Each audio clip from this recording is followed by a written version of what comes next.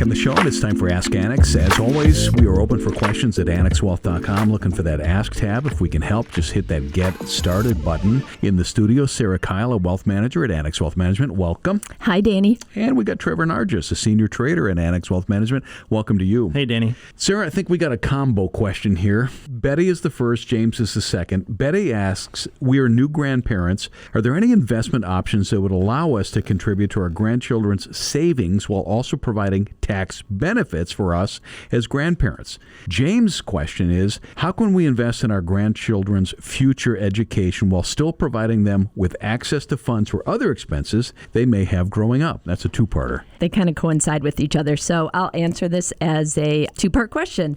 So my favorite two options would be, when you're helping out your grandchildren, I always suggest either doing a 529 plan or a UGMA account, and that's a custodial investment account, and that stands for Uniform Gifts to Minors Act.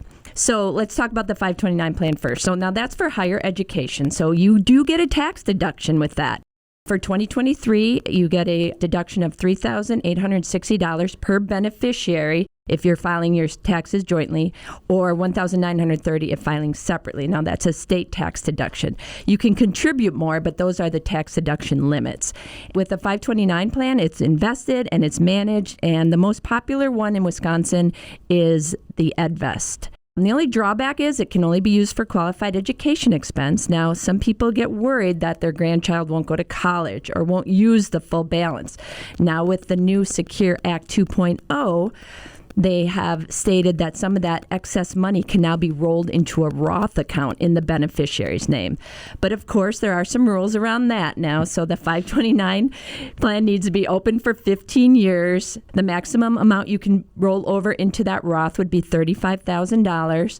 And you can't roll over the last 5 years of contributions. And that beneficiary must have income. So, there's a lot of rules around it, but it's still a step in the right direction. So now the second part is that UGMA account. This is a good option that allows you to transfer assets to your grandchild while still maintaining control of that account until they reach the age of majority. Now, that age in Wisconsin is 18, and it can be 21 depending on what state you are in. But the drawback to that is once they turn of age, you are handing that account over to the child. Next up on Ask Annex is from John. What's your opinion of closed-end funds? Are there other funds that are similar but aren't closed to new investors? We were talking off air. I thought closed-end funds were closed. Yeah, so it's kind of, again, like Sarah's question, this is kind of a two-parter in a sense. A closed-end fund doesn't necessarily mean that it's closed to new investors. So let's tackle this in two parts. So closed-end funds, those are somewhat similar to something like a mutual fund. However, there's only a fixed number of shares, and those tend to be created at the IPO when the management team is raising money. Those closed-end funds are typically actively managed. Sometimes they'll use leverage, and they tend to trade at a discount or a premium to their NAV because there is that fixed number of shares. Now, closed-end versus open-end funds, right? Open-end funds, shares are both bought and sold, but also created and redeemed, kind of like a traditional mutual fund. And those tend to trade at or close to NAV. So closed-end, kind of just fixed number of shares, created at the IPO, actively managed, there's leverage, so on and so forth.